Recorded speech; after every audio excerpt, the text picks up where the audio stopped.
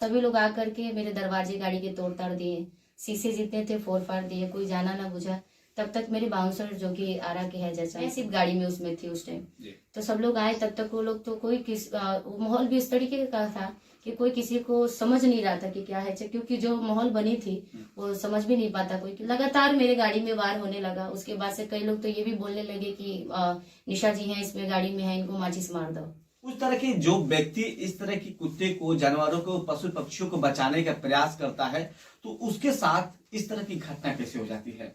आपकी एक तरह से आपको बताया जाता है कि आप एक बड़े अपराधी हैं, आपने घटना किया है। कैसे आपने घटना किया?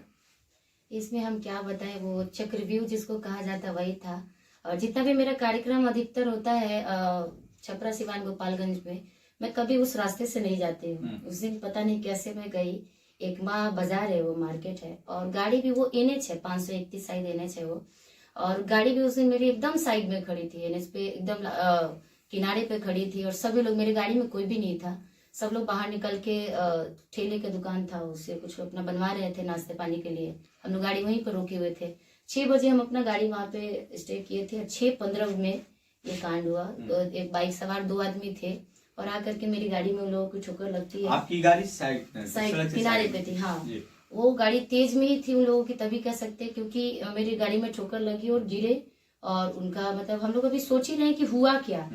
तब तक उन लोगों ने एक आदमी का शायद देहांत हो गया उसी टाइम की, शायद हॉस्पिटल गया तब हुआ। और तब तक और वहाँ ग्रामीण क्षेत्र था, सभी लोग आकर के मेरे दरवाजे गाड़ी के तोड़ ताड़ दिए, शीशे जितने थे फोड़ फाड़ दिए, कोई जाना ना बुझा। तब तक मेरे बाउंसर जो कि आरा के है जयचंद सिंह जी, वो आकर के फिर देखने लगे कि क्या हुआ भैया, क्योंकि वो भी नहीं जानते थे। हाँ, वो भी नहीं जानते थे, क्योंकि वो सब लोग बाहर ही था, मैं सिर्फ गाड़ी में उसमें थी उस टाइम। तो सब लोग आए, तब तक वो लोग तो कोई माहौल भी इस तरीके का था कि कोई किसी को समझ नहीं रहा था कि क्या है, क्योंकि जो माहौल बनी थी वो समझ भी नहीं पाता कोई, क्योंकि किसी की जान गई है, किसी का एक्सीडेंट हुआ है। तो सब लोग कोई समझा नहीं कि हकीकत क्या है या कुछ भी। लगातार मेरे गाड़ी में वार होने लगा। उसके बाद से कई लोग तो ये भी बोलने लगे कि निशा जी हैं इसमें गाड़ी में है, इनको माचिस मार दो या कोई भी। घटना इस तरह था कि इनके गाड़ी में जो भी लोग सवार थे, चाय पीने और मिठाई खाने के लिए निकले थे दुकान पर, और गाड़ी साइड में खड़ी कर दिए थे।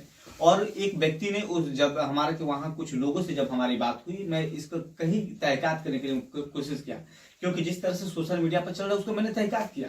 लोगों ने बताया कि जो व्यक्ति सड़क दुर्घटना में, जिस व्यक्ति का मौत हुआ है, मोटरसाइकिल से मौत हुआ है, बिहार में शराबबंदी है, लेकिन उस व्यक्ति ने शराब पी रखा था। ऐसा शायद रिपोर्ट में भी शायद आया है, वो ड्रिंक किए हुए थे।